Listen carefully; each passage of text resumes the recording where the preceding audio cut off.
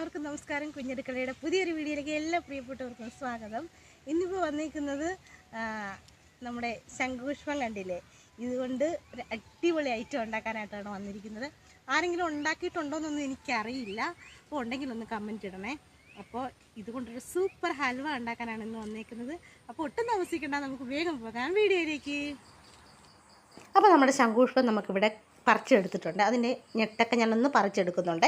അപ്പോൾ ഇനി ഇതിപ്പോൾ നന്നായിട്ട് വൃത്തിയായിട്ട് കഴുകി ഒരു 2 ഗ്ലാസ് ഉള്ളൊരു പാത്രത്തിലേക്ക് എടുത്തിട്ട് നമ്മളതൊന്ന് നമ്മുടെ ശംഖുപുഷ്പം കൂടെ ചേർത്ത് കൊടുത്ത് ഒന്ന് നന്നായിട്ടൊന്ന് തിളപ്പിച്ചെടുക്കുന്നുണ്ട്. തിളപ്പിച്ചെടുത്ത് തണ്ടത് ഈ ഒരു കളറൊക്കെ നന്നായിട്ട് ഇളകിയതിന് ശേഷം നമ്മളതൊന്ന് അരിച്ച് മാറ്റിയെടുത്ത് വെച്ചിട്ടുണ്ട്. അപ്പോൾ ഇനിയിപ്പോൾ അടുത്ത പരിപാടി എന്ന് പറഞ്ഞാൽ, ഈ സമയത്ത് നമ്മൾ ഒരു 5 ടേബിൾ സ്പൂൺ കോൺഫ്ലവർ കുറച്ച് വെള്ളത്തിൽ നന്നായിട്ടൊന്ന് ലൂസാക്കി ഒന്ന് എടുക്കുന്നുണ്ട്. അപ്പോൾ അതിൻ്റെ പാകം എന്ന് പറയുന്നത് കോൺഫ്ലവർ ആണല്ലോ, കുറുകുമല്ലോ. അപ്പോൾ അതാണ്ടത് ഈ ഒരു പരുവത്തിൽ ഇതാണ്ടേ, ഒത്തിരി കട്ടിയല്ല എന്നാൽ ഒത്തിരി ലൂസല്ല, അതാണ്ട് ഈ ഒരു പരുവത്തിലാക്കി ഒന്ന് എടുക്കുന്നുണ്ട്. അതങ്ങ് മാറ്റി വെച്ചേക്കാം. ഇനി ഒരു പാനെടുപ്പത്തേക്ക് വെച്ച് നമ്മുടെ ശംഖുപുഷ്പത്തിൻ്റെ വെള്ളം ഒന്ന് ഒഴിച്ചു കൊടുക്കുന്നുണ്ട്.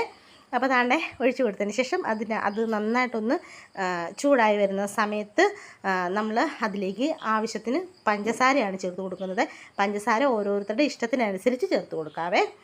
അപ്പോൾ പഞ്ചസാരയൊക്കെ ഇട്ട് കഴിയുമ്പോൾ നമ്മൾ നന്നായിട്ടൊന്ന് ഇളക്കി കൊടുക്കുന്നുണ്ട്. നല്ലതുപോലെ ഇളക്കി നന്നായിട്ടൊന്ന് തിളപ്പിച്ചെടുക്കുന്നുണ്ട്.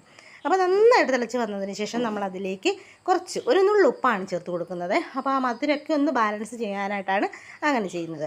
അപ്പോൾ നന്നായിട്ട് തിളച്ച് നിൽക്കുന്നുണ്ട്. അപ്പോൾ അതിലേക്ക് നമ്മൾ മാറ്റി വെച്ച കോൺഫ്ലവറും കൂടെ ഒന്ന് ഒഴിച്ചു കൊടുക്കുന്നുണ്ട്. അപ്പോൾ ഈ കോൺഫ്ലവർ ഒഴിച്ചു കൊടുത്താൽ പിന്നെ പെട്ടെന്ന് അങ്ങ് നന്നായിട്ട് കട്ടയാകാൻ സാധ്യതയുണ്ട്. പെട്ടെന്ന് കൈയെടുക്കാതെ നന്നായിട്ടൊന്ന് ഇളക്കി കൊടുക്കുന്നുണ്ട്. അപ്പോൾ ദാണ്ടത് ഈ ഒരു പരുവത്തിലാവുമ്പോഴത്തേക്കിനും നമ്മളതിലേക്ക് കുറച്ച് നെയ്യാണ് ചേർത്ത് കൊടുക്കുന്നത്. ഒരുപാട് നെയ്യൊന്നും ആവശ്യമില്ല. ദാണ്ടേ ഇളക്കി ദാണ്ടത് ഈ ഒരു പരുവായിട്ടുണ്ട്. അപ്പോൾ അതിലേക്ക് കുറച്ച് അണ്ടിപ്പരിപ്പും കൂടെ ഒന്ന് ചേർത്ത് കൊടുക്കുന്നുണ്ട്.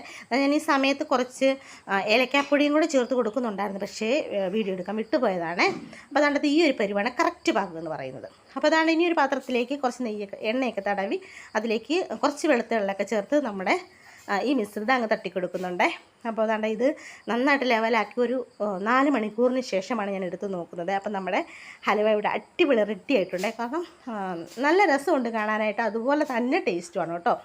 അപ്പോൾ കുട്ടികൾക്കൊക്കെ ഇത് വളരെ ഇഷ്ടമാകും. നല്ല ടേസ്റ്റാണ്, നല്ല സോഫ്റ്റാണ്.